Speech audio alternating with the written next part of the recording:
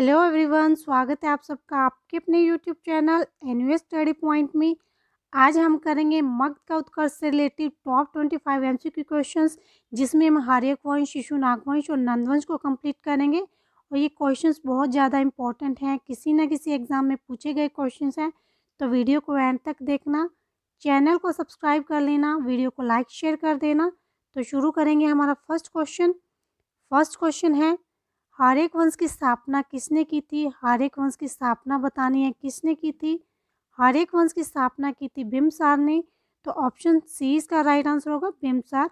बिंबिसार एक महान शक्तिशाली राजा थे और उसी को कहा गया है मगध साम्राज्य का वास्तविक संस्थापक, किसको? बिंबिसार को। अगला क्वेश्चन है, निम्नलिखित में से कौन सी एक मगध साम्राज्य की राजधानी नहीं थी? उसका नाम बताना है जो मगध साम्राज्य की राजधानी नहीं थी। राजगृह, पाटलिपुत्र, कौशाम्बी और ग्रीविज, इन चारों में से एक बताना है कौन सी नहीं थी। कौशाम्बी नहीं थी मगध साम्राज्य की राजधानी, तो ऑप्शन सी इसका राइट आंसर होगा, कौशाम्बी। अगला क्वेश्चन है, किस वंश ने अवंती तथा वत्स राज्य पर अधिकार कर उसे मगध राज्य में मिला लिया था? किसको? अवंती तथा वत्स को क्या किया था? अधिकार करके अपने राज्य में मिला लिया था। उस वंश का नाम बताना है, किस वंश के राजा ने इसको अपने राज्य में मिलाया था? शिशु नागवंश था जिसने क्या किया था? अवंती तथा वत्स को अपने राज्य में मिला लिया था, अपने मगध राज्य में मिला लिया था। तो ऑप्शन ए इसका राइट आंसर होगा, शिशु नागवंश। अगला क्वेश्चन है, किस शासक ने अपनी राजधानी को वैशाली से पाटलिपुत्र बनाया? उस शासक का नाम बताना जिसने अपनी राजधानी को वैशाली से क्या किया था? पाटलिपुत्र बना लिया था। कालशोक ने बनाया था अपनी राजधानी को वैशाली से पाटलिपुत्र, तो ऑप्शन बी इसका राइट आंसर होगा, कालशोक। नेक्स्ट क्वेश्चन है, एक राय और एक चंद्र की उपाधि धारण की, एक राय और एक चंद्र की उपाधि बतानी है, किसने धारण की थी? तो महापद्म नंद ने की थी एक राय और एक चंद्र की उपाधि धारण। ऑप्शन डी इसका राइट आंसर होगा, महापद्म नंद। और ये महापद्म नंद जो थे एक शूद्र शासक थे, इसको कहा गया है शत्रुओं का नाश करने वाला, और परशुराम का अवतार भी कहा गया है, किसको? महापद्म नंद को। नेक्स्ट क्वेश्चन है, बिंबिसार के पुत्र का नाम था, बिंबिसार के पुत्र का नाम बताना है, क्या था? बिंबिसार के पुत्र का नाम था अजातशत्रु, तो ऑप्शन ए इसका राइट आंसर होगा, अजातशत्रु। नेक्स्ट है, सिकंदर का समकालीन था, सिकंदर का समकालीन बताना है कौन था? सिकंदर का समकालीन था धनानंद। ऑप्शन डी इसका राइट आंसर होगा, धनानंद। और ये धनानंद महापद्म नंद का पुत्र था, कौन? धनानंद। अगला क्वेश्चन है, पुराणों के अनुसार नंद वंश का संस्थापक था, नंद वंश का संस्थापक बताना है कौन थे? महापद्म नंद थे नंद वंश के संस्थापक, तो ऑप्शन सी इसका राइट आंसर होगा, महापद्म नंद।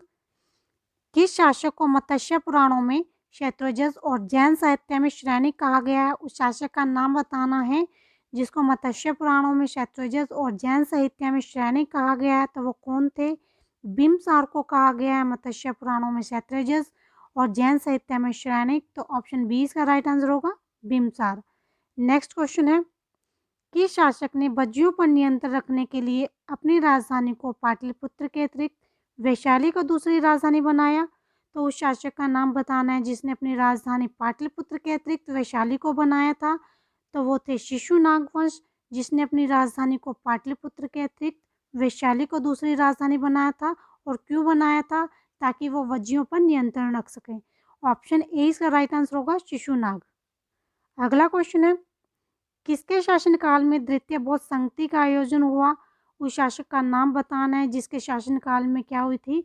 द्वितीय बौद्ध संगति हुई थी, तो वो कौन थे?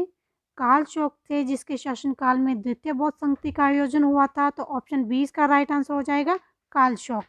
नेक्स्ट है, कौन सा शासक अपने पिता की हत्या कर मगध का शासक बना? उस शासक का नाम बताना है जिसने अपने पिता की हत्या कर दी थी और फिर वो मगध का शासक बन बैठा था, तो वो कौन थे? अजातशत्रु थे जिसने अपने पिता की हत्या की थी और फिर मगध का शासक बना था, तो ऑप्शन सी इसका राइट आंसर हो जाएगा, अजातशत्रु। अगला क्वेश्चन है, किस शासक की उपाधि कौणिक थी? उस शासक का नाम बताना है जिसकी उपाधि क्या थी? कौणिक थी। अजातशत्रु की उपाधि थी कौणिक, तो ऑप्शन डी इसका राइट आंसर होगा, अजातशत्रु। नेक्स्ट क्वेश्चन है, मगध राज्य की आरंभिक राजधानी थी। मगध राज्य की आरंभिक राजधानी बतानी है, कौन सी थी? मगध राज्य की जो आरंभिक राजधानी थी वो थी ग्रीब्रिज। तो ऑप्शन बी इसका राइट आंसर होगा, ग्रीब्रिज। ग्रीब्रिज को राजगृह भी कहा जाता था। नेक्स्ट क्वेश्चन है, अजातशत्रु ने अपनी राजधानी में किस दुर्ग का निर्माण करवाया? अजातशत्रु ने अपनी राजधानी के अंदर एक दुर्ग का निर्माण करवाया था। वह दुर्ग कौन सा था? सुदृढ़ दुर्ग था जिसने अजातशत्रु ने अपनी राजधानी के अंदर बनवाया था। तो ऑप्शन ए इसका राइट आंसर हो जाएगा, सुदृढ़ दुर्ग। अगला क्वेश्चन है, जरासंध कौन था? जरासंध बताना है कौन था? जरासंध थे मगध के नरेश। तो ऑप्शन बी इसका राइट आंसर होगा, मगध के नरेश। नेक्स्ट क्वेश्चन है, बिंबिसार किस धर्म का अनुयायी था? बिंबिसार किस धर्म का अनुयायी था? बिंबिसार था बौद्ध धर्म का अनुयायी। तो ऑप्शन बी इसका राइट आंसर हो जाएगा, बौद्ध धर्म का अनुयायी। नेक्स्ट है, प्रथम मगध साम्राज्य का उत्कर्ष किस शताब्दी में हुआ? प्रथम मगध साम्राज्य का उत्कर्ष हुआ था, यह होता 6ठी शताब्दी ईसा पूर्व। तो ऑप्शन बी इसका राइट आंसर होगा, 6ठी शताब्दी ईसा पूर्व। अगला क्वेश्चन है, पटना शहर का पूर्व नाम क्या था? पटना शहर का पूर्व नाम बताना है क्या था? पटना शहर का पूर्व नाम था पाटलिपुत्र। पाटलिपुत्र के नाम से जाना जाता था पटना को। तो ऑप्शन बी इसका राइट आंसर हो जाएगा, पाटलिपुत्र। अगला क्वेश्चन है, बिंबिसार के राजवैद्य का नाम क्या था? बिंबिसार के राजवैद्य का नाम बताना है क्या था? जीविक था बिंबिसार के राजवैद्य का नाम। तो ऑप्शन बी इसका राइट आंसर हो जाएगा, जीविक। नेक्स्ट है, अजातशत्रु जीवन के प्रारंभिक काल में किस धर्म का अनुयायी था? अजातशत्रु अपने जीवन के प्रारंभिक काल में जैन धर्म का अनुयायी था और बाद में उसने बौद्ध धर्म को अपना लिया था। तो इसका राइट आंसर हो जाएगा ऑप्शन बी, जैन धर्म।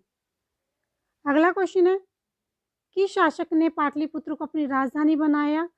कौन सा वो शासक था जिसने अपनी राजधानी को पाटलिपुत्र बनाया था? उदयन ने बनाया था अपनी राजधानी को पाटलिपुत्र। तो ऑप्शन ए इसका राइट आंसर हो जाएगा, उदयन। स्वर शस्त्रांतक कहा गया है। स्वर शस्त्रांतक किसको कहा गया है?